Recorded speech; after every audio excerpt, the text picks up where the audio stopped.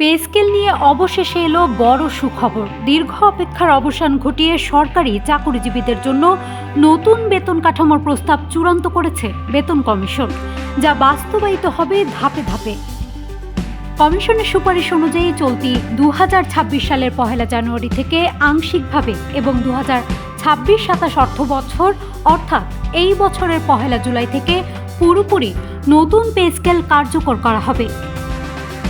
আগামী 21 জানুয়ারি অর্থ উপদেষ্টার কাছে কমিশনের প্রতিবেদন জমা দেয়া হবে। নতুন কাঠামো বাস্তবায়নে চলতি 25-26 অর্থ বছরের সংশোধিত বাজেটে পরিচালন ব্যয় 22,000 কোটি টাকা বাড়ানো হয়েছে। পুরোপুরি বাস্তবায়নে অতিরিক্ত 70 থেকে 80,000 কোটি টাকা প্রয়োজন হতে পারে। প্রস্তাবিত পে স্কেলের নিচের গ্রেডগুলোর বেতন তুলনামূলকভাবে বেশি বাড়ানোর কথা রয়েছে।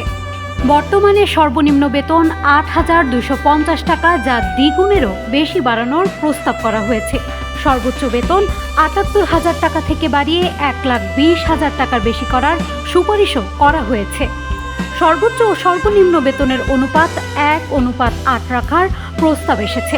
নতুন এই পে স্কেল বাস্তবায়িত হলে সরকারি চাকরিজীবীদের দীর্ঘদিনের দাবি অনেকটাই পূরণ হবে বলে মনে করছেন সংশ্লিষ্টরা। News desk, Manabzamin.